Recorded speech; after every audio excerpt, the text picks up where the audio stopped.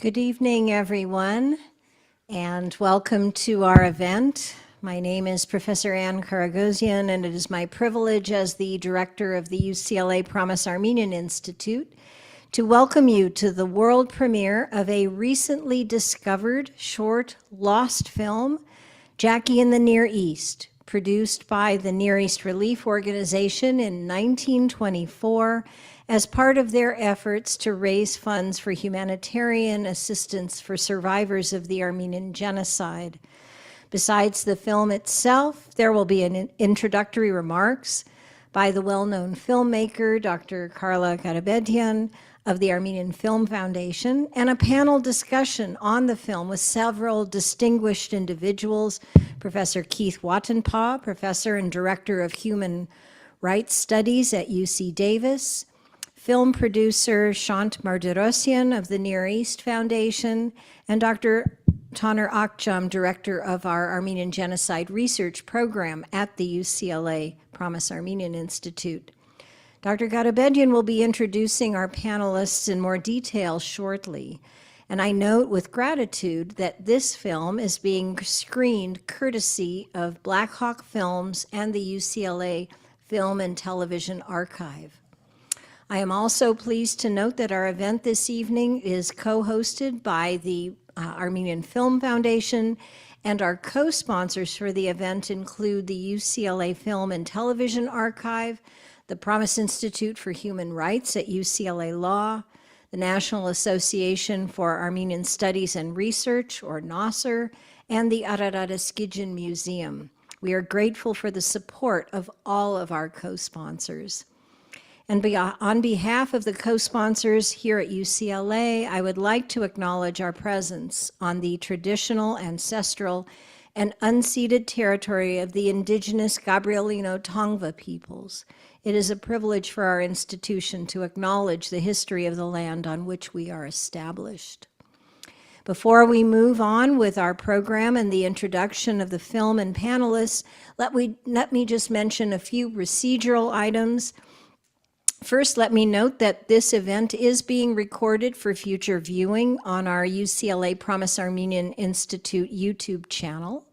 Second, after our panel comments and discussion, we ask that questions be offered by our in-person audience members by raising your hand, and some of our assistants will come to you with a microphone and you can offer your questions to the panelists. For those of you who are watching via the Zoom webinar platform, if you have a question, we ask that you pose it in the Q&A window by clicking on the green button and typing in your question. In all cases, we ask that questions be as clear and specific as possible, and we will try to address as many of them as we can this evening. And now I'd like to welcome to the podium the well-known filmmaker, director, writer, and broadcaster, Dr. Carla Garabedian. Dr. Garabedian earned her undergraduate and PhD degrees in international relations at the London School of Economics and Political Science before working as a producer, director, and foreign correspondent based in Britain. For a number of years, she was an anchor for the BBC World News, after which she directed Dying for the President about Chechnya, Lifting the Veil about women in Afghanistan, and Iran Undercover for PBS Frontline World. Her award-winning 2006 feature film, Screamers, depicts genocides of the past century with a focus on the Armenian Genocide of 1915 to 1923.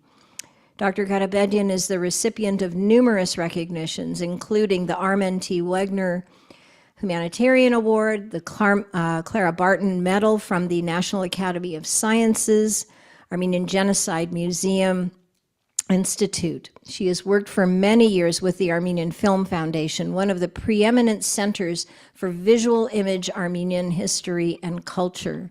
So Carla, I will now turn the event over to you.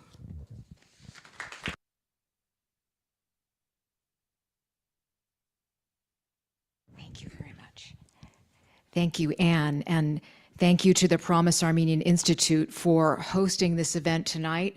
And I also want to thank the Artsakh Museum for the photographs you saw in the lobby of Near East Relief, which were of many celebrities in Hollywood who promoted the Near East Relief campaign in the early 20s.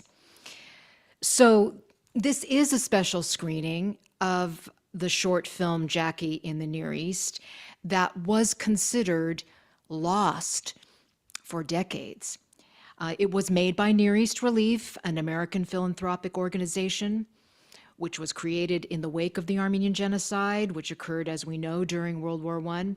Near East Relief took on the task of providing humanitarian aid to the survivors of the genocide. If you had a chance to read the article by Vigen Babkenyan in the lobby, where the photos are, you can get an idea of how Jackie Coogan fit into this relief campaign. Jackie, along with other members of the theatrical profession, donated clothing to what were called the 1.5 million ragged, starving Armenian refugees facing a bitter winter in 1921. And that caught the attention of Near East Relief directors. And they thought, hey, maybe we can enlist this child actor, Jackie Coogan, to help us. This was one of the earliest celebrity endorsements of a humanitarian campaign in the United States. Jackie's father gave him permission to tour America, which he did on a train for Near East Relief. And his father gave permission in 1924 for Jackie to spearhead the Children's Crusade to raise $1 million worth of foodstuffs for destitute orphan children in the Near East.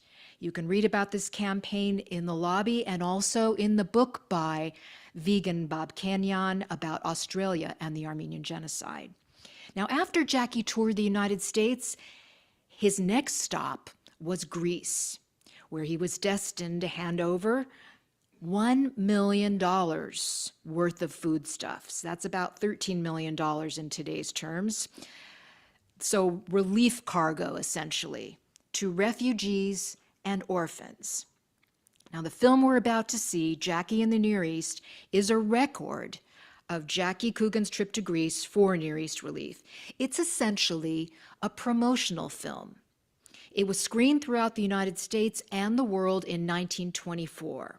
But sometime after, it's not clear when exactly, any and all prints of this film that they went missing. Now, as many of you know, this is not a surprising thing from the silent movie era because many films from this era are missing because they originated on nitrate, a highly flammable film stock well known to cause fires. Whatever the reason, Jackie in the Near East was a lost film. And it was only last year when the Armenian Film Foundation was looking for another film that we happened to find by chance a connection to Serge Bromberg and the Black Hawk Film Collection. Searching under the search words Near East Relief, I asked them if they could see if there were other films related to the Armenian Genocide in their collection. And out came the title, Jackie in the Near East. In a very weird set of circumstance, a coincidence I would call it, but not really when you think about it. The master, which I thought was coming from Paris, actually was here at UCLA in the UCLA Film and Television Archive. So I was communicating with an archive in France. I thought I was getting a digital copy of a nitrate master coming from France, but I later discovered actually the nitrate was being held here.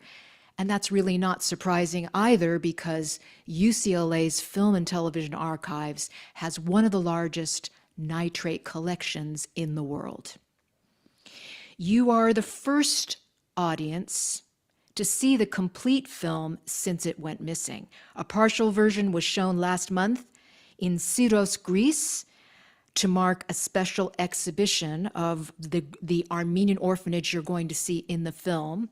This exhibition was about the orphanage in Syros, and you won't see the orphanage, you're going to see the orphans, the Syros orphans. So without further ado, let's take a look at the film, Jackie in the Near East.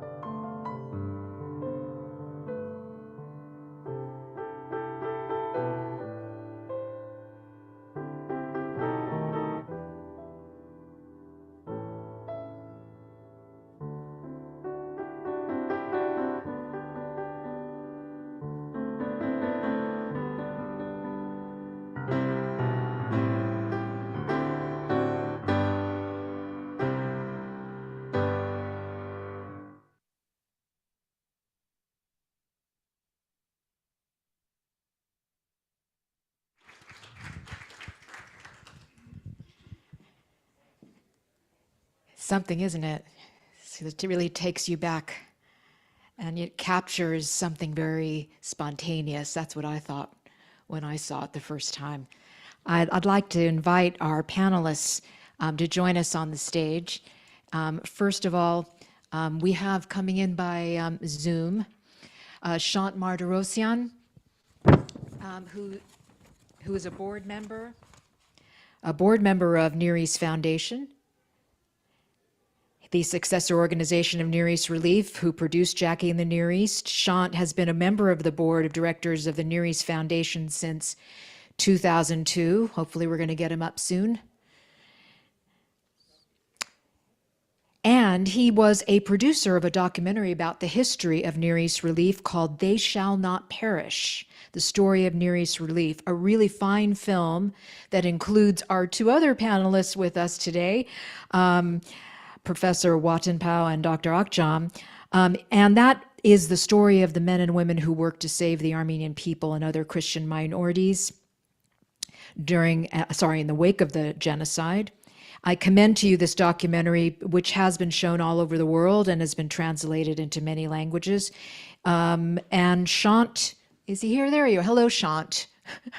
I'd like to also ask Professor Keith Watanpow, professor and director of human rights studies at UC Davis. He has flown in today straight from teaching a class. Thank you so much for coming. An American historian and theorist of human rights and humanitarianism, Professor Watanpow is an expert on genocide and the role of the refugee and the forcibly displaced human in world history. And he is the founding director of the UC Davis Human Rights Studies Program, the first academic unit of its kind in the University of California system. He's the author of the multiple award-winning book, Bread from Stones, the Middle East and the Making of Modern Humanitarianism.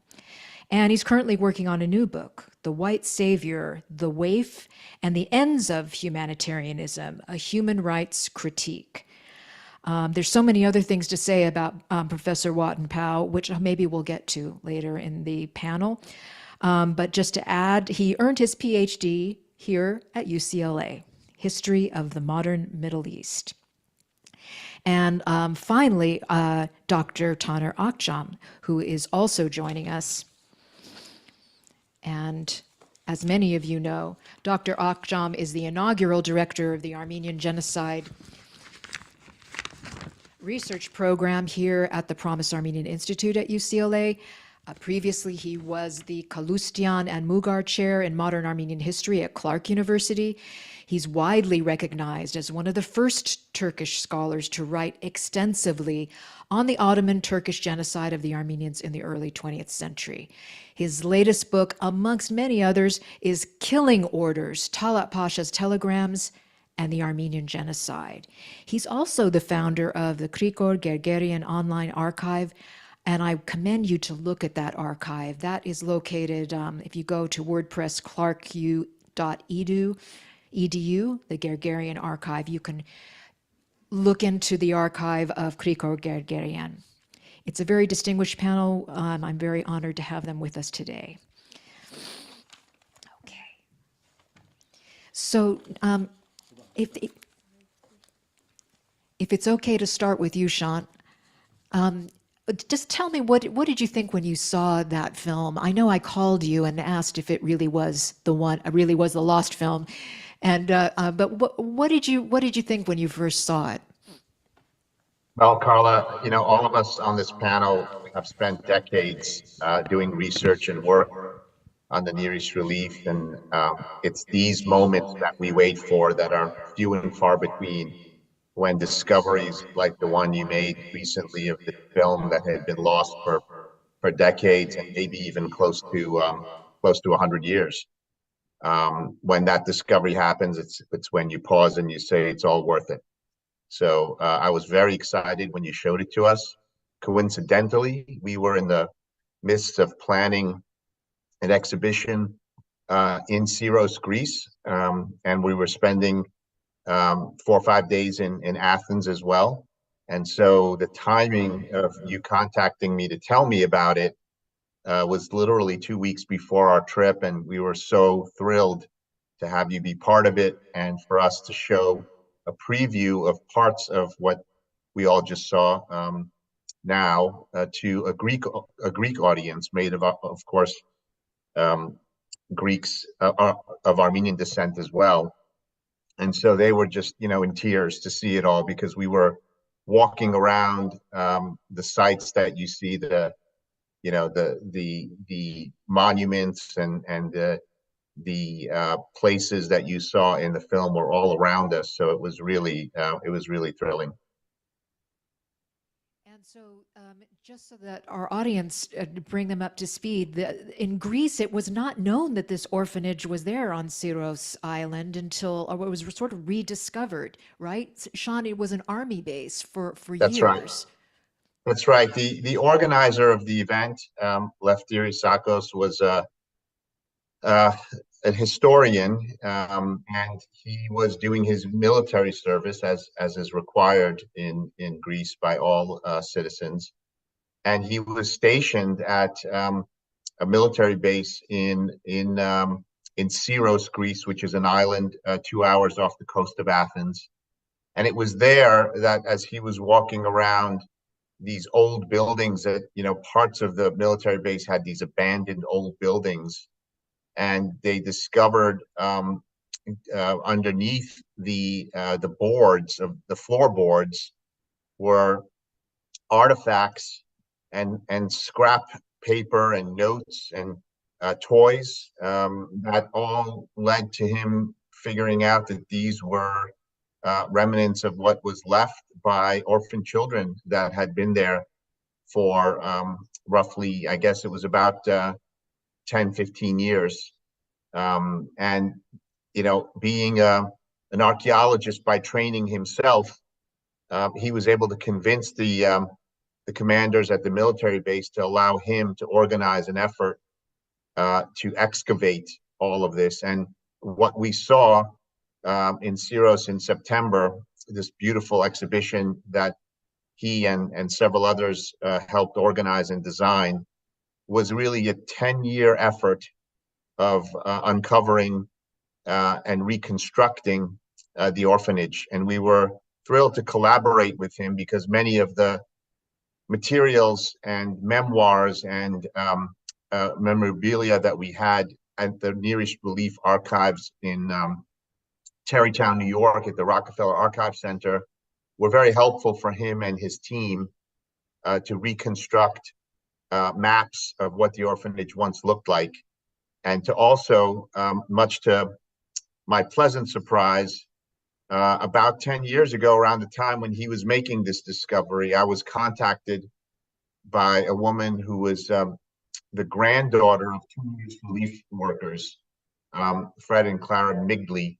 And she lived up in Boston. She was in her 80s. She said, I have these photographs and memoirs that my notebooks that my grandparents had put together during their 2 years at the Syros orphanage.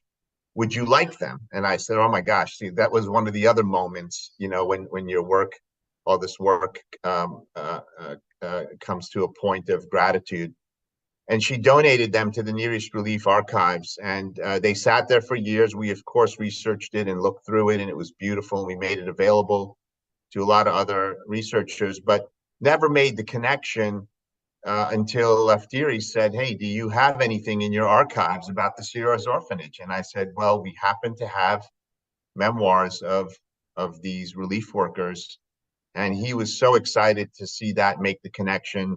And they put so much of that into their exhibit, and used the maps that the Migleys had written it by hand to reconstruct what the orphanage layout looked like, and take us back in time. So it's the collaboration of this global network of individuals like the ones on this panel, and others like Viken Batkenyan that you mentioned, Lefteris, and there's so many others that really have done all this independent work, but collaborate together to bring it together to events like this. And many of them who've written books about it and made movies about it. So I'm thrilled to be part of that network.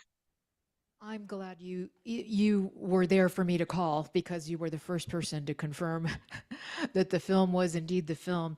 And what we want to do in this panel tonight is to use the film to talk about not just Near East relief, but the whole concept of humanitarian intervention, because the Near East Relief Campaign was such a major campaign, largely seen as successful, but that's something we can discuss. And so I'd first like to go to Professor Wattenbau and ask him really to help us put into context the Near East Relief Campaign. I mean, should we consider it a success? Well, let me respond to the film first, because I'm deeply moved by it. Actually, I'll tell you why. So first, thank you, Carla, for inviting me down. Thank you, Taner, for inviting me down and making it fiscally possible. And I'm just always very pleased to come back to UCLA. This building was not here when I was a student at UCLA, so many things have changed.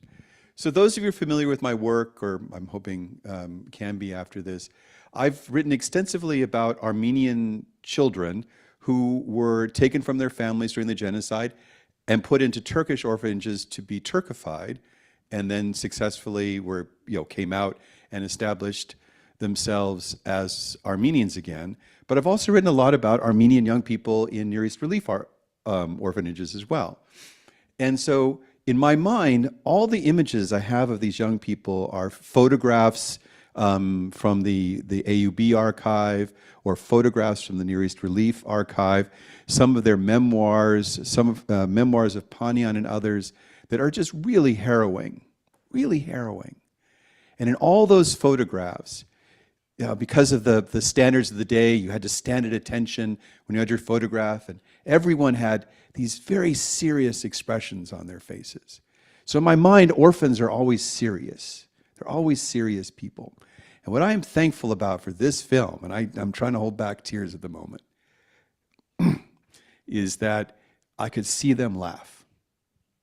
And that I knew that they had a life that was not just a life of pain and deprivation and sorrow, but in brief moments they've laughed. And it reminds me of a story that oh goodness, your ancestor, what's his name all of a sudden?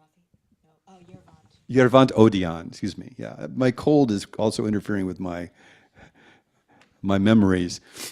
So Yervant Odian was a very famous Armenian satirist who was supposed to be deported in 1915. And he is able to survive the war by changing his identity and moving around and paying people off and making friends. And at the end of the First World War and the French occupation of Aleppo, he goes to visit an orphanage. And while there, one of the young men who writes a book called Dream Like Aleppo, the children are so excited that this great satirist, this great humorist with an enormous nose is going to come and visit them and talk to them at the orphanage. And so the kids are really, really there, and they're really happy he's going to be there. And Odian, I think, looking at these young people, looking out into the audience, looks at them, and all he can say is, "Orphans, I love you." And the kids, of course, are disappointed. But as a historian, I've always thought that all he could see in that moment was that the Armenian community was going to survive, which probably was something he doubted was possible. So this is the context of Near East Relief, which is, I think, in terms of understanding the role of Near East Relief, which is an American non-governmental organization. We didn't, in the 1915, 1920s era, they didn't use that word. It's akin to modern not-for-profit organizations. It was established by some of the most elite members of East Coast society. It had ties to government and to industry and to even Madison Avenue, as evidenced by the film and the posters. And what Near East Relief did, and what this film really captures, is a critical moment where Near East relief went from being dedicated primarily towards what we think of as relief, which is the provision of sustenance, of saving lives and helping people sort of set up a tent and so that they can survive, of helping first victims of the great Syrian famine during the war, and then as the war was coming towards an end, working in Syria and Lebanon, and then later in Greece, to feed. A lot of feeding stations. This film charts a moment where the Near East relief, when it was confronted with the reality that Armenians were not going to go home to Anatolia, that this was not going to happen, and they were going to become permanently displaced from their homeland.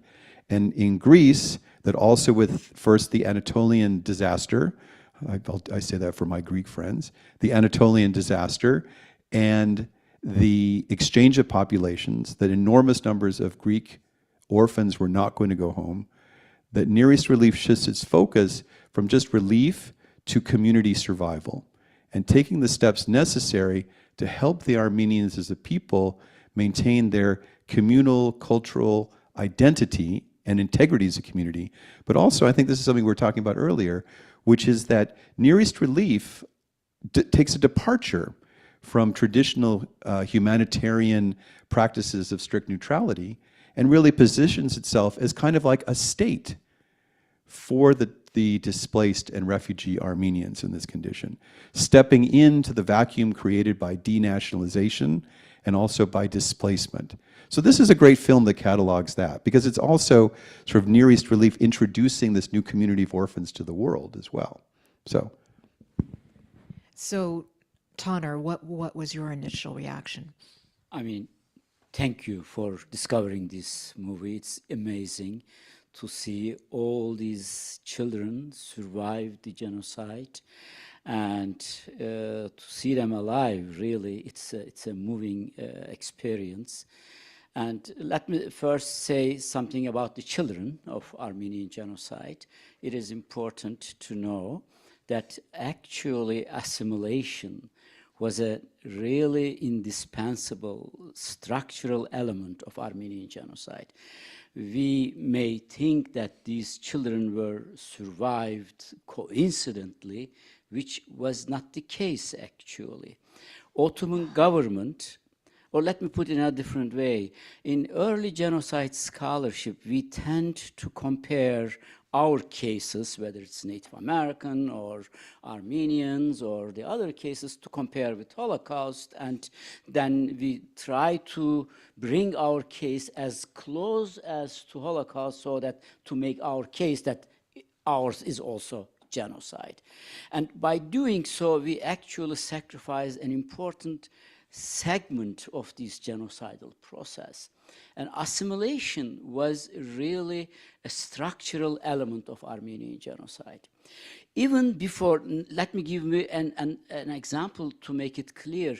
Before deportation from the cities started, education ministry, not the interior ministry, Ottoman Education Ministry, using the Interior Ministry's cipher telegrams, sent circulars to the regions saying that there will be potential Armenian children, orphan children. Do you have buildings to put these children in the orphanages? So they already, before even deportation and killing started, organized the process of putting the children together and putting in the orphanages and educating them in Islam and in Turkish language. So another important issue was they made a clear order from the central government that the children who should be put in these orphanages should be between 3 and 10 years old. Because under 3 years old, they thought they could not take care of them. And over 10 years, they were too much Armenians. They might not lose their Armenian identity. So the putting children together and Turkifying them was a real structural element of the genocidal process. And when the Turks lost the First World War, all these, in some of the places, the Allied powers or other organizations like Nearest Relief could get hold on these orphanages, and then some of them also were transferred to Syria, to Greece, and some of them were stayed in today's Syria. So this is the broader context, and maybe with, before going further, I also wanted to remind that this episode, 1915, actually should be also seen in context what's going on in our eyes today. What happened in Karabakh, and indigenous people of the territory were forcibly removed from their territories, and it was an ethnic cleansing. And maybe you have heard Israeli intelligence ministry prepared a report to deport the Palestinians from North Gaza to Sinai Desert. It was exactly what happened with Armenians to Deir Zor Desert were their final destination. So if you want to understand the entire development way back 1915 and what happened in Karabakh with Armenians, we should put in context what is going on in front of our eyes in Palestine. This is the broader context that I would like to emphasize.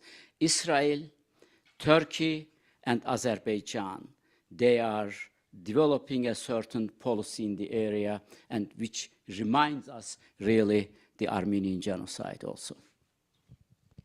So, Professor Watton-Powell, you raised the concept of how difficult it is or what a challenge it is for a humanitarian organization to be neutral. Can you just expand on that a bit? Right. I think that's, and just echoing Taner's comments, I mean, that I think that we are often called upon to be neutral, and humanitarian organizations are. And I'm often reminded that something that was said by Desmond Tutu at the worst times of apartheid, that neutrality is often in favor of those who oppress. So neutrality, that reality is that neutrality tends to favor the powerful. Neutrality tends to favor the oppressor, is a reality in humanitarian assistance, right? Because humanitarianism, according to global principles, is supposed to be neutral, nonpartisan. It's supposed to be between warring parties. This is the idea that was proposed with the establishment of the Red Cross, the International Committee on the Red Cross. It's also the way that we imagine humanitarianism today, even though, broadly speaking, humanitarian organizations are not neutral, right? It's an illusion. But I think what's important to understand about Near East Relief, and to some extent it also anticipates another humanitarian organization that's in the news a lot lately, which is the United Nations Relief Work Agency in Gaza, is that when states are unable to protect the rights of the people that they are supporting, who will support them? And so I think this put Near East Relief officials into some very interesting and frankly dangerous situations, right? So I encourage, UCLA is home to the Kerr family, to Ann Kerr, who was my friend and mentor when I was here many, many years ago.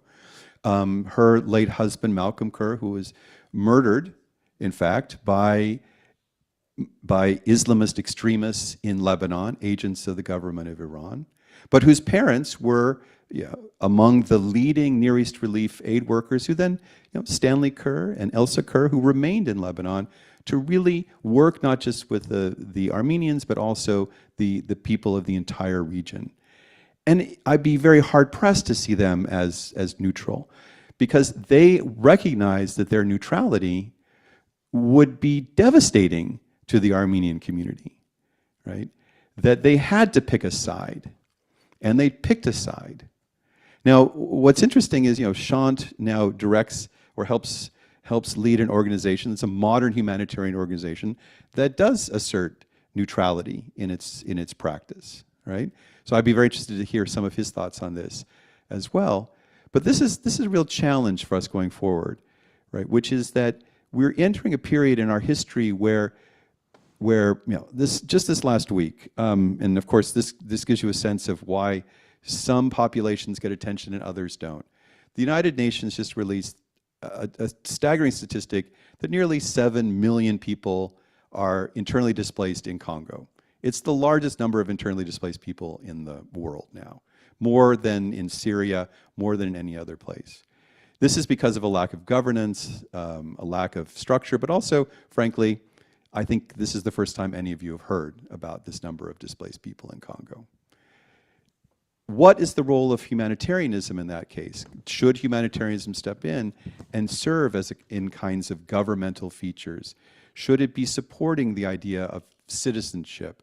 Should it be promoting the human rights of the people that it is serving? And so this is an interesting challenge that's really coming to the fore even now, but certainly was at play at the time of the genocide. As Armenians were displaced into Syria, they still held Turkish citizenship, something I learned from Taner today. But of course that was useless to them because had they returned to Turkey, they would have been murdered. So were they French citizens of Syria? Were they Arabs? Right? They had nothing. So Near East relief functioned like a state for them, and that I think that this is something we'll see more and more in humanitarian practice, where humanitarian organizations will be stepping in to provide that kind of support and function.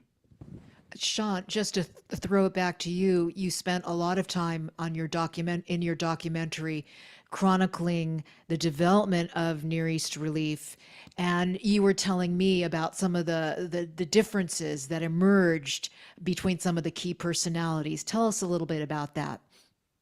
Yeah, when I set out to make the documentary, which was really the first introduction to the community about the story of the Near East relief, and so I wanted to focus on the good that it did, and let's not forget, at the end of the day, Near East relief was responsible for rescuing 132,000 orphan children, of which my grandmother and many of her siblings were part of. So I would not be here had it not been for them.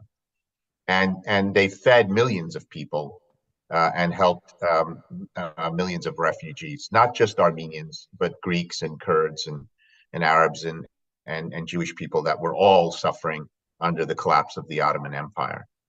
And so that was what the subject of the film was. But of course, having done 20 plus years of research, having read books like Tanner's books and Keith's books, you learn about the darker side of even the humanitarian organizations, and the one that really comes out to me was the founder of the Near East Relief was an extraordinary gentleman, Cleveland Dodge, who also was very close with President Woodrow Wilson. They were Princeton classmates, and it was really this group of really elite diplomats, industrialists, politicians, and leaders of the American missionary movement, like James Barton, that came together. And they didn't have to do this, they had other things to do,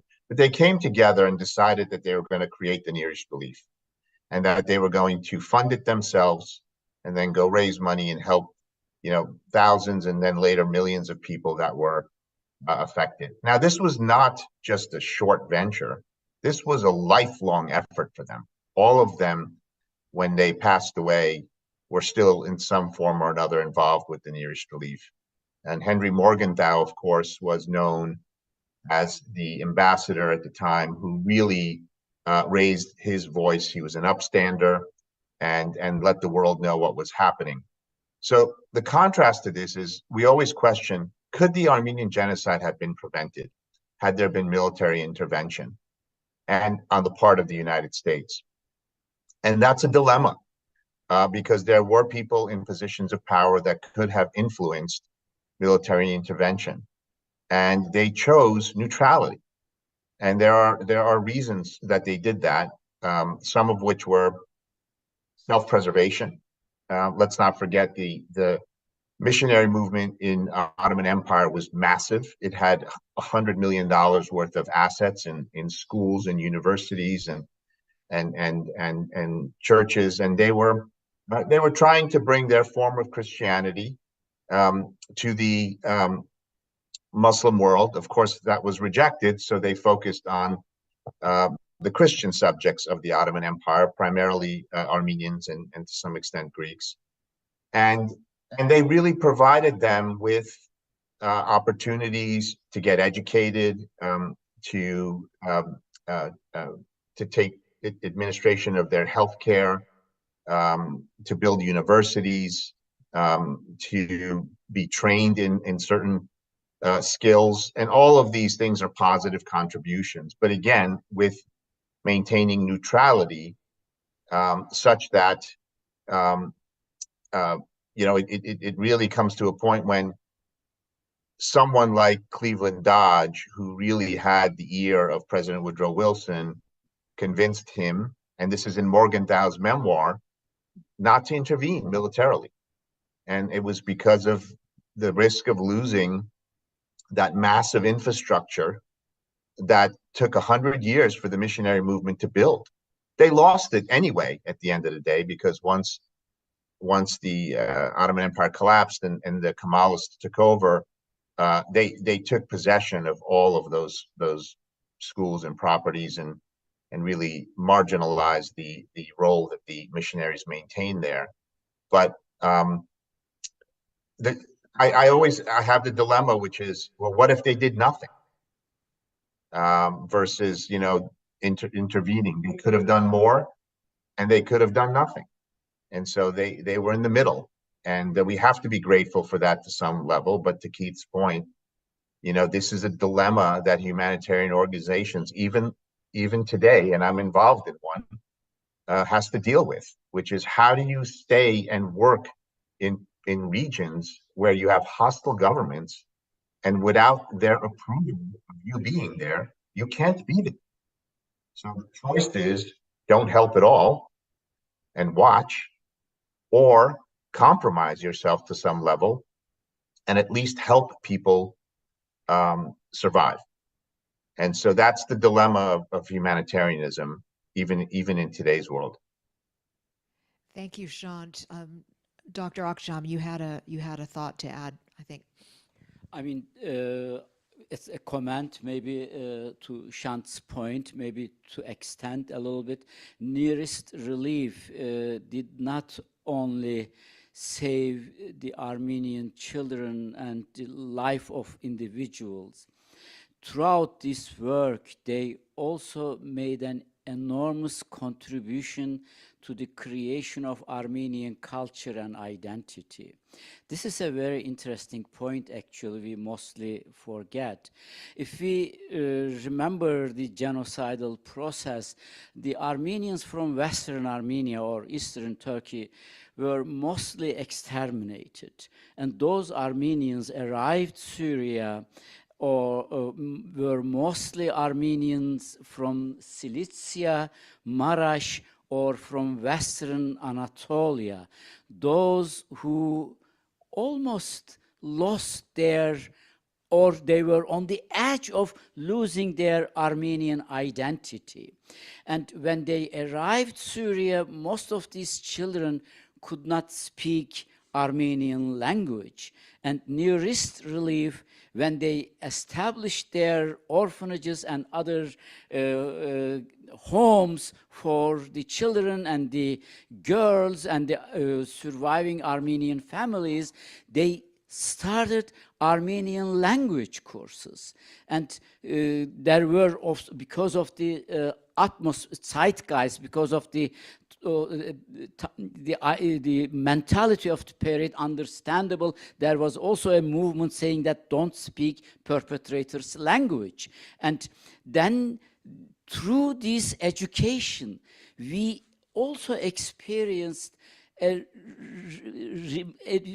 renaissance of Armenian culture and language in that places. What is known today, Western Armenians, mostly developed during that period also. We should also be thankful to Nearest Relief's attempt towards that direction. It's an unexpected byproduct of these orphans coming together. We were talking about this earlier. You mentioned Aleppo. So the idea is that as the orphans arrived in Aleppo, that they came from Marash, they came from Aintab, they came from, Malatya. They came as people from there, but they arrive in Aleppo and they become Armenians, right? That they become Armenian in that space, this new world created by the orphanages, created by Near East Relief.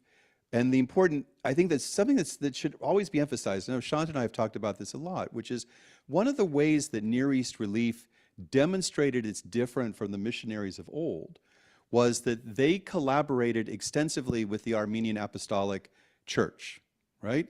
So the Protestant missionaries before them would have brought children into their sphere, and they would have left as nice Protestant Armenians.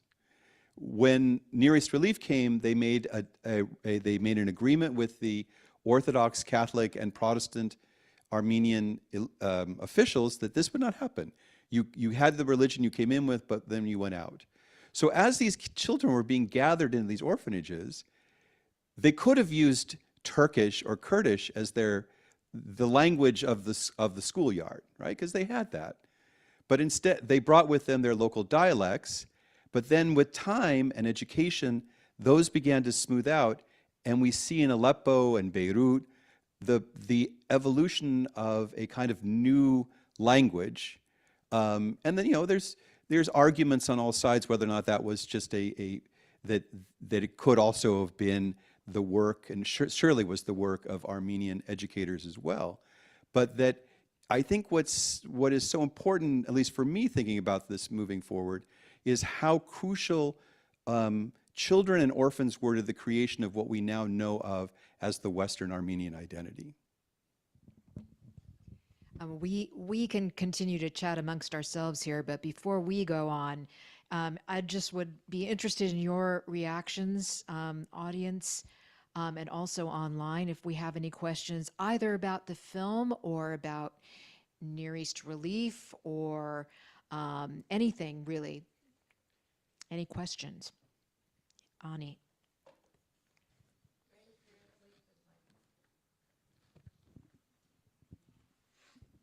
Thank you very much. That is a jewel, Carla. And thank you to all of you. Shant, you have been very helpful to me in my research on the Near East Relief. And I have two questions and a comment. The Syra orphanage in Greece, I know that many Armenians were sent there, and many Greek orphans also, right? Do we know how many? Was it a combination of Greek and Armenian orphans? And when we're looking at this film, who are we looking at? Yeah, I mean, as best as I can tell and what we've heard is it was about equally split between Greek and Armenians. But some things we learned when we were there is at that time, the Greek government did not necessarily want the Armenians to resettle in Greece. And then eventually many of them were transported to Egypt and created a whole Near East Relief community there. So it's interesting how these orphans migrated from place to place throughout their stay there as well. Thank you. And Carla, what makes a film a lost film? And what is Black Hawk, or what happens to films, these old films? You found out that the UCLA archive has the master, which is, wow, a gem. And how do we know what else is there? And is there kind of a central clearinghouse, or is there and when you find it in these films in these private places, or I don't know what Black Hawk is, what does that mean? Does it belong to somebody? Is it open to all? In this particular case, the Black Hawk collection was owned by a private collector in France. And the Black Hawk collection, which has a lot of nitrate because it is from that period, was as a collection being held here in the UCLA Film and Television Archive, which holds other collections. If one is looking for anything in particular, in this case it was accidental because I was looking for Auction of Souls. Right. And in seeing actually seeing the premiere of Aurora Sunrise, there's a scene where Charlie Chaplin is in there. So it occurred to me, oh, Charlie Chaplin, Near East Relief. So I started searching around, and as one does with Google, how you group search words together, and it actually brought me to the collector in France, who was a consultant to another archive. So there were a lot of like little stops along the way. And then I just asked him, do you have anything from Near East Relief in your collection? And he says, and within 2 hours, he emailed back, he said, yes, I have. So I got all excited and thought it was Auction of Souls. It wasn't. But when he finally showed it to me, it was this film. And then I have to admit, I sat on it for months because Jackie Coogan did have another promotional film out about his trip to within America, and I thought that it was in the public domain and that this film was the same. So I sat on it. I'm my bad. And then I started to think, am I absolutely certain that film is the one that I thought it was? And it turned out it wasn't. It was a film that was considered lost, meaning nobody else has a print. And if you ask around, we know about it. There were stills from it, but the moving picture itself, nobody had a print. Maybe with the publication of this or the publicity around this, we'll find that there are other copies. I mean, the chances are there are, but people either aren't interested enough, or for movies from this period, they could easily be considered newsreel, and newsreel can be within another kind of collection. There's a saying that there are no archival discoveries. There are just cataloging errors. Mm-hmm. So especially for films from this period. So this in a way was my cataloging error. I was looking for another film completely, went to an archive, and by accident found this. So it's not quite a cataloging error. It's a film researcher error. Thank you. And Carla, can I just add to your comment?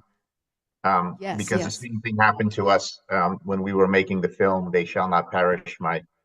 My friend and co-producer George Billard was down at the National Archives in Washington, and he was doing the same thing and uncovered old documentary footage of the Near East Relief that was mislabeled. And it was because of his prompting and asking about it that they figured out that this was actually Near East Relief footage. And That's that is so now in the public domain because of that.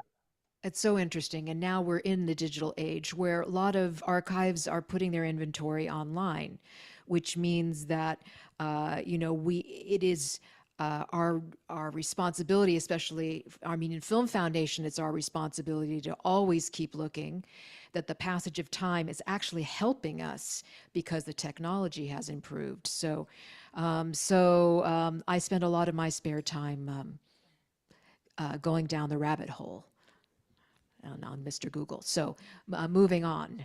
I just want to make one comment, though, if you don't mind. Yeah. Dr. Wattenpaugh had spoken about how moving this film was to see the orphans happy and smiling and laughing, and it gave me chills too. But it reminded me of what I grew up hearing my father say. My father grew up on a small farm, and he would be listening to the accounts, the stories of the survivors, and he would say, and within a few years, it was amazing, astonishing to him that they would laugh again, that they would create again. And in seeing these orphans laugh And Dr. Wattenpa, you spoke about the Kerrs and Stanley and Elsa Kerr, and I have been reading their letters home from Beirut, where they had a Near East Relief orphanage, where they would write about the orphans and how they would laugh and dance, and they had sports competitions, and they would swim in the sea, and they were the best students, and they wanted to learn. And it's that, I think it's that character, that strong character of resilience. And also in Beirut, I went to the Ghazir orphanage, and there Garo Derunyan showed me Ghazir, which Maggie Goshen has done a lot of work on. And there was a Papa Kunzler who took care of thousands of orphans, and there somebody, you're on this like sacred ground where you're saying, wow, there were thousands of orphans here, and now it's empty, but there is this fountain there. And then he shows me a film of this fountain from some German archive. But if I can say something about that, Ani. I mean, this is one of the things that is, we need to be a little bit more critical of the way we think about these orphan experiences. Mm-hmm. So Ghazir was great, right? And it was primarily for young women, but it was also very exploitative. Mm-hmm. So young women were brought to Ghazir. They were unpaid laborers who were making carpets for sale. And I appreciate the comment about resiliency. And I think this is something that we're really, though, an idea that we're critiquing in contemporary humanitarian thought. Because often resiliency is put forward as a kind of selective tool. Well, we're going to select for and support those communities that demonstrate resiliency, but we're not going to build sort of support those communities that can't, or those individuals that can't. And so, you know, the stories that your dad and I have also, we hear about the people who made it, right? And so, you know, in my book, I catalog a series of Near East Relief affiliated orphans who did okay, right? They did okay, right? And I think that we have this unfortunate tendency in the way we think about this history is only to think about those who made it, because they're the ones who leave the traces. And I know from reading like Dream Like Aleppo how absolutely terrible these orphanages could be at times, right? And they were different from the Turkish orphanages. They weren't going to Turkify kids, right? But they certainly weren't going, you know, that maybe one or two might make it out and get some schooling. But the others were so traumatized, so beaten down, that even their very survival into adulthood was a success. So I share with you those same stories of joy. I love them. I really do. But I think that moving forward, they're clouding our understanding of the traumatic experience that Armenians endured in this period, and from a social scientific perspective as well. So one of the ideas that I'm really interested in is this notion of the khaliak, right, which is a very specific Western Armenian word, the wreck, right? And this, I think, is something that we, as a group of scholars, we need to really think about that story, because we focus too much on the idea of restoration, of rebuilding, of the resilient, and that's the minority. And it's comforting to us to think that's what happened. Whereas really, this helps us understand the true lasting impact of genocide and why it must always be stopped, which is that most people don't make it. I couldn't agree with you more. It's that trauma that we have all grown up with, and these are the stories and the truths that we know. I was just sharing with you a piece of that lightness and a piece of that joy that I also experienced. And what I was going to finish by saying was I saw a film of little children jumping and dancing in that, playing in that fountain happily. And I know that that fountain is a drop, and I obviously am cognizant of and aware of the fact that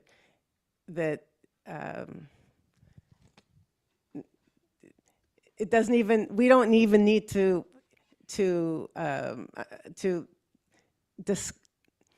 the trauma is the given.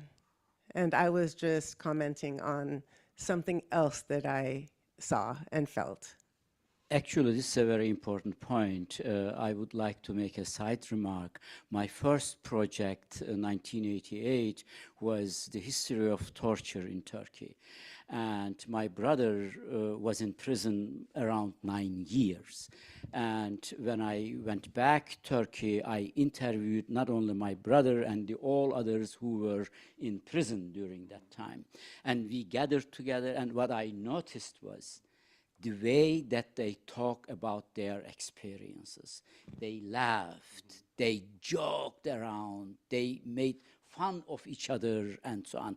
I think this is one of the way of coping with a trauma.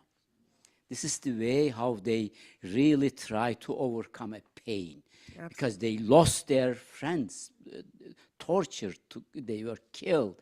But I was amazed first. I was shocked how they talk about, I mean, even their torture experiences. So my explanation to that, and I discussed this with psychiatrists afterwards, and their explanation was this is the only way for them to cope with the pain and trauma that they had. Wow, wow. Yeah, we have several questions here. So first lady right in front of me, and then I'll come lady in front row, right. So go ahead. Thank you for your patience.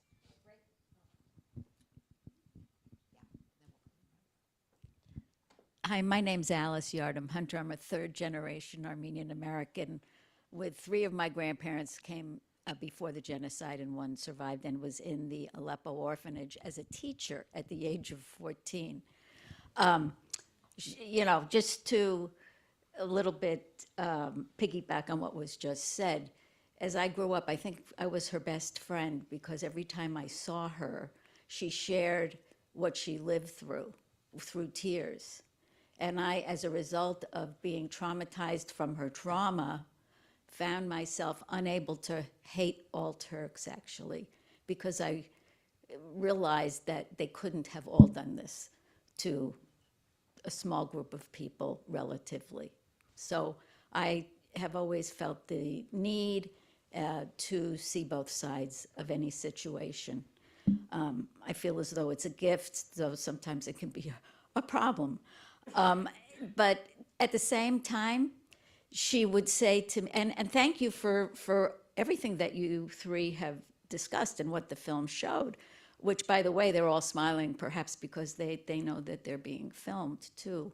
You know, that could have played into why they appeared to be so happy. But despite that, I've learned a lot about who my family was. And another issue about the feeling your pain through humor, she would say to me, because she didn't, you know, she was no longer in school once she was at the orphanage. They were so lucky to have survived, and they were old for these childhood orphans. They were amongst she and her sister were amongst the oldest who were there. But she would say to me, go to school, don't laugh on me, LAFF. So she had a sense of humor with that that sort of thing, and making fun of expressions like the door is ajar, things like this. That's not why I had originally raised my hand. I need to get in touch with you, Carla, because my other grandmother was an actress during the silent era. And I've been trying to find the movie she was in, which was a big movie at the time, but it does not appear to be anywhere. And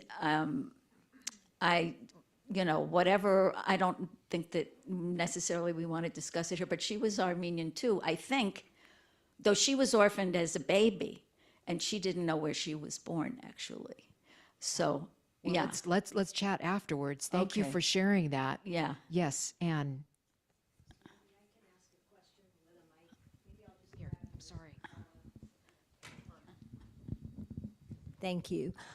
Just a quick question about Jackie Coogan, whom some of our audience of my era might remember, played, Uncle Fenster and the Addams Family. What do we know about his later involvement, if anything, in the Armenian community, with Armenian genocide survivors? Maybe you could comment on that?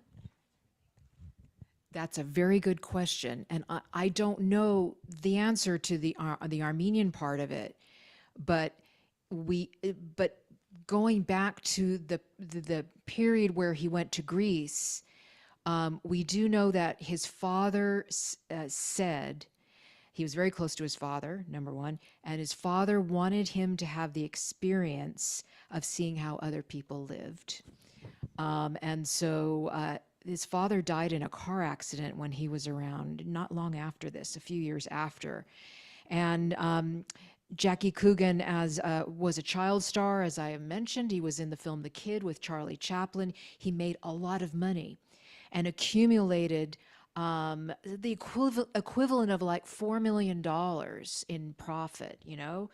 And there is now something in the state of California called the Coogan Act, which some of you may know about. The Coogan Act is based on Jackie Coogan, who lost a lot of that money, those earnings, because his widowed mother, who then remarried, apparently spent most of that money.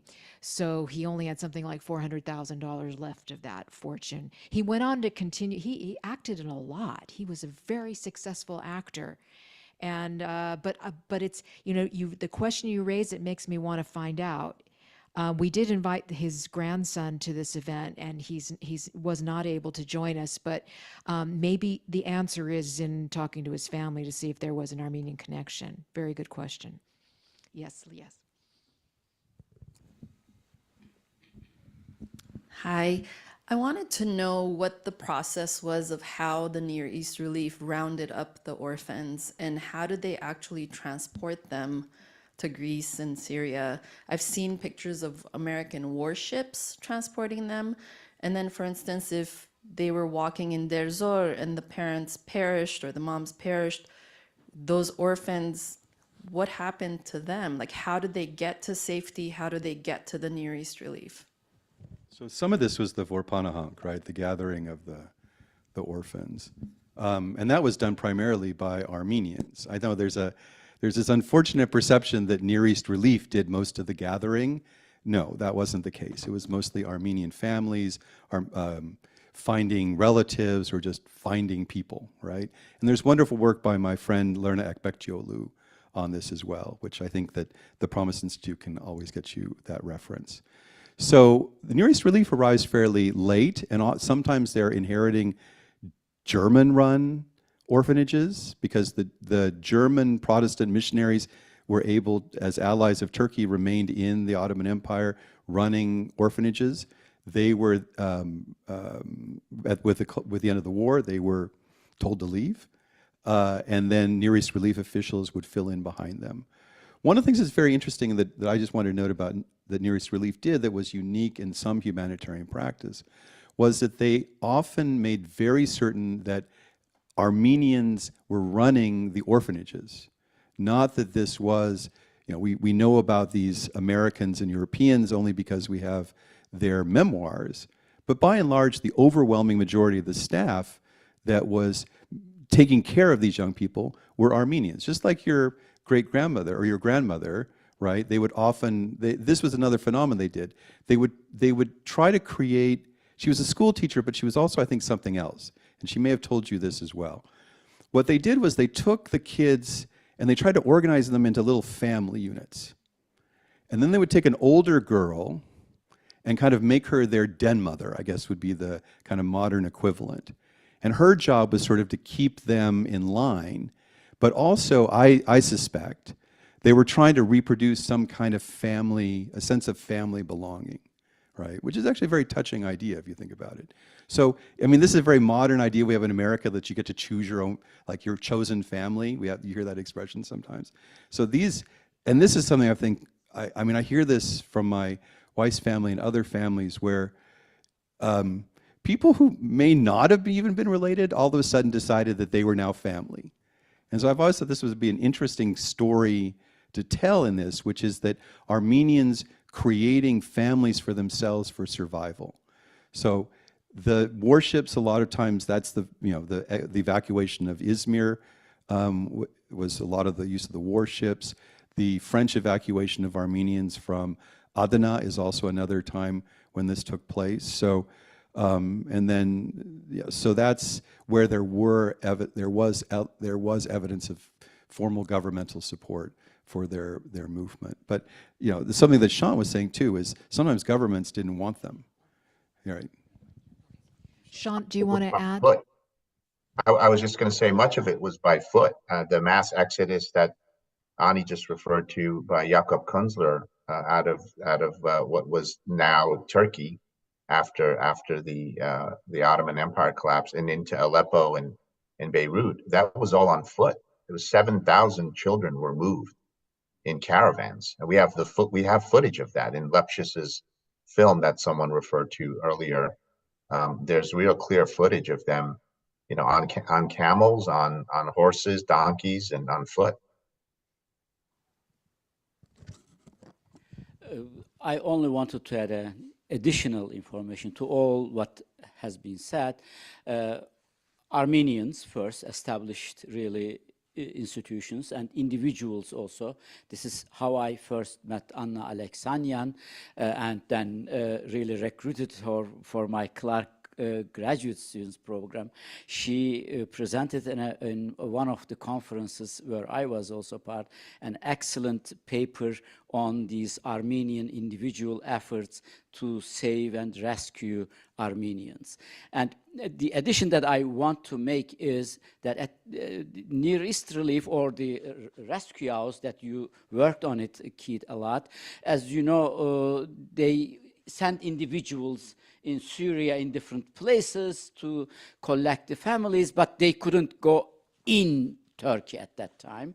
And there were rumors, this is what I want to add, there were rumors that the Armenians, orphans there, and there are rescue efforts, and the Kurds, good-willing Kurds and Muslims, they were bringing these children to Syria, to these rescue houses, and giving them there up. So this is the other important addition that I want to make.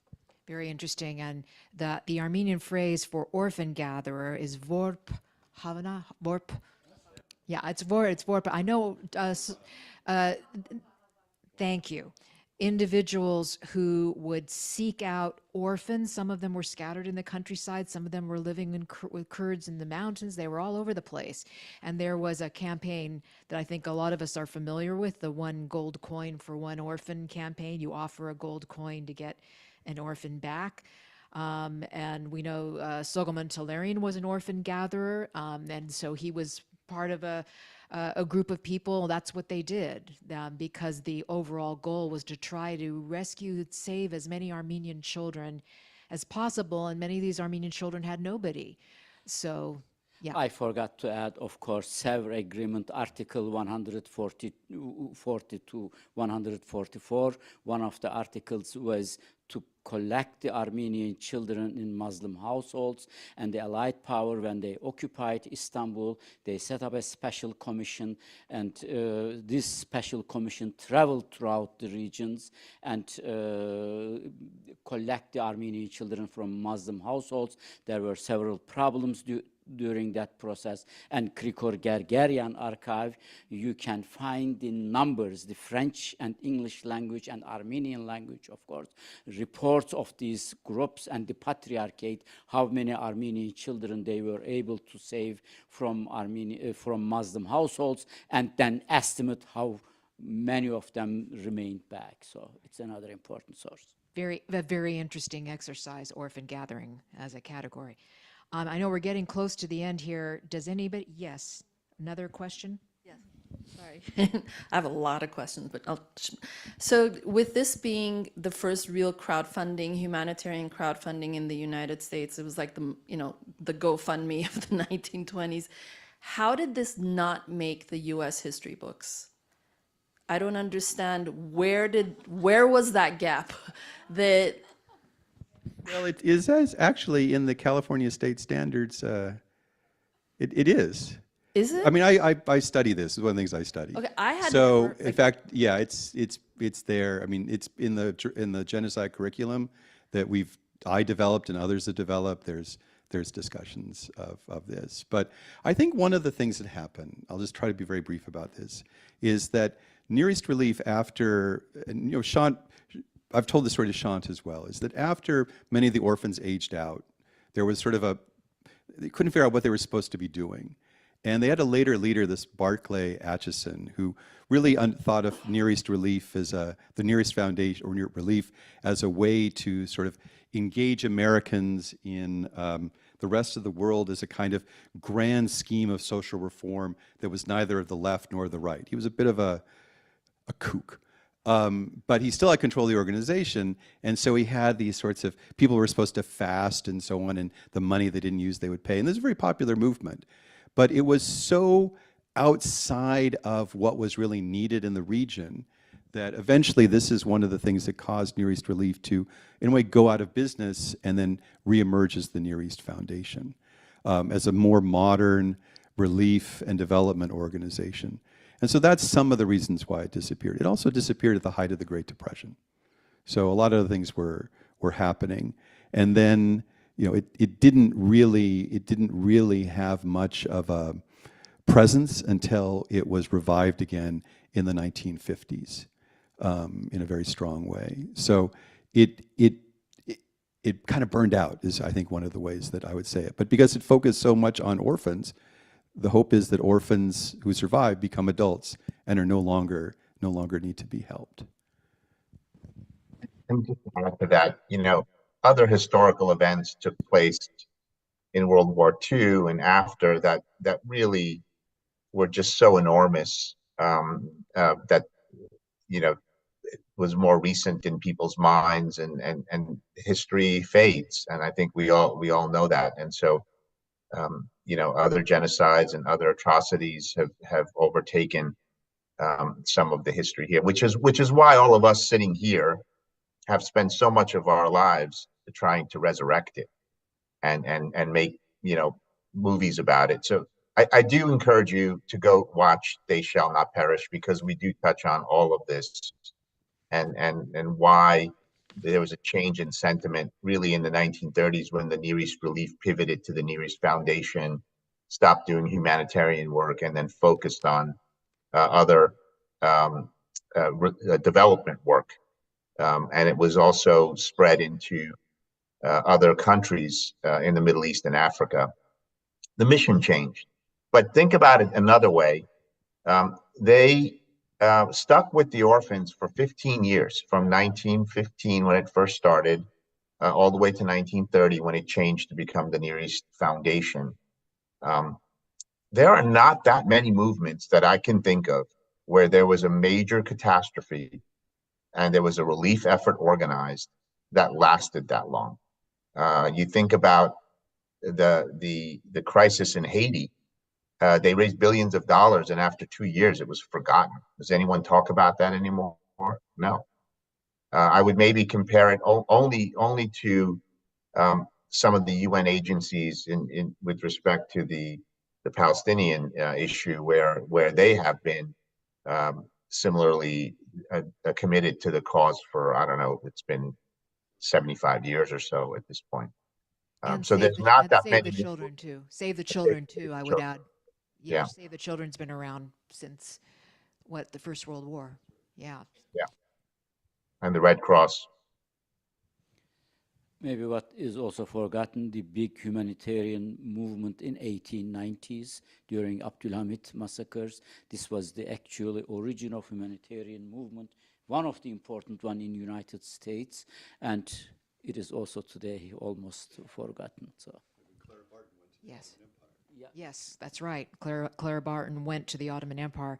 I know we're almost at the end here. Before we close, I just wanted to allow Professor Wattenpao to mention a project of his, which is sort of related to what we're talking about. The backpack. Yeah. Hasmi, could you just put up the JPEG we have? We're going to lose Shant's image, but Shant, don't go anywhere because you're still here. So tell us about this image. Back one or forward one, and then be ready to go back. She has the other one. There it is. Okay. So UC Davis, we've actually got up here in the back one of our original backpack guides, Syra, who's a graduate student here at UCLA. During the Syrian Civil War, we at UC Davis One of the things we discovered is that refugee university students were losing their documents. I know that doesn't sound very important to an American audience, but it was fundamentally important to them. And these were things like transcripts, letters of recommendation, diplomas, without which they couldn't proceed. And so we developed this tool, Backpack, which is this digital human ecosystem that's been very effective in helping young people organize their materials, curate them. We store them for them at UC Davis, so they don't have to worry about governments hacking into it. And they've been using it to continue with their higher education. It was so successful, we first received a major grant from the Ford Foundation. We received money from Open Society and MasterCard. And right now we're in negotiation for a major USAID grant for Burma. But when a month and a half ago now, I mean, it seems like forever, but when Azerbaijan began the ethnic cleansing of the Artsakh Armenians, I reached out to friends and colleagues at AUA and said, we have this tool and we can help. And one of the things I think about when humanitarianism works best, it identifies specific problems and then tries to address them serially, but also seeks to empower local communities to assist themselves in the outcome. So if you see on the left, we developed Backpack in Armenian, and we first had it in English and Russian, made it available, and then working with AUA, with one of your former graduate students, Diana Hyrapetian at Clark, no less. Still, yeah, she needs to finish. That we probably at least we're hoping by Monday. By Monday, we'll have it available in Eastern Armenian, but, and then if you get the next slide, this is an image of our counterparts, young people at the American University in Armenia, who are learning about how to use Backpack, who will begin the process of reaching out to displaced Artsakhi Armenians, those who are hoping to continue with college or those who are finishing up high school, so that they can bring their materials into safety in case they're going to need them, but in case other things happen. So I'm just very pleased to share this project with this audience, to let you know that at UC Davis, we are trying to address in a very concrete and very modest way some of the challenges posed by the displacement of so many Armenians. So thank you for letting me share that, Carla. I really appreciate it. Thank you. Thank you. It sounds like a really positive project. Thank you, all of you, for coming tonight. Thank you, Professor Wattenpau, for traveling down south. Dr. Aksham, thank you for giving us this platform, and Professor Karakosian.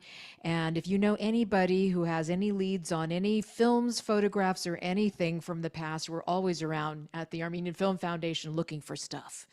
armenianfilm.org. So thank you again, and thank you, Shant, for joining us from New York and staying up so late. We appreciate it. And your film, They Shall Not Perish, you can check it out, I think, on Amazon? Yes. Amazon, a very good documentary about the history of Near East Relief. Thank you, and good night. Thank you. Thank you all. Once again, thank you to our panelists, Keith, Tanner, Shant, Carla, for a fantastic evening, wonderful discussion and showing of this film. Let me just mention that we have several further events co-sponsored or sponsored by the Promise Armenian Institute coming up. Wednesday, November 15 at 10 a.m. Pacific, we have a Zoom-based lecture, a book talk by Professor Elise Semerjian of Clark University, Tanner's replacement at that place, on her recently published book, Remnants, Embodiment, Archives of the Armenian Genocide. On Friday, November 17 at 4 p.m. Pacific here at UCLA, the UCLA Armenian Music Program presents internationally acclaimed pianists Armina Grigorian and Sona Barserian in a lecture and concert in celebration of the 120th anniversary of the birth of Aram Khachaturian, the famous Armenian composer. And on Tuesday, November 28 at 6 p.m. Pacific, we will be hosting a hybrid, that is in-person as well as Zoom-based lecture by Professor Sebu Aslanyan of our history department on his recently published book, Early Modernity and Mobility, Port Cities and Printers Across the Armenian Diaspora, 1512 to 1800. So let me offer finally our grateful thanks to our staff in the Promise Armenian Institute, Hasmig, Nanor, Emily, and thank you to Anna as well for her assistance. And thanks to all of you for joining us. We look forward to seeing you at future events for the Promise Armenian Institute. Thank you.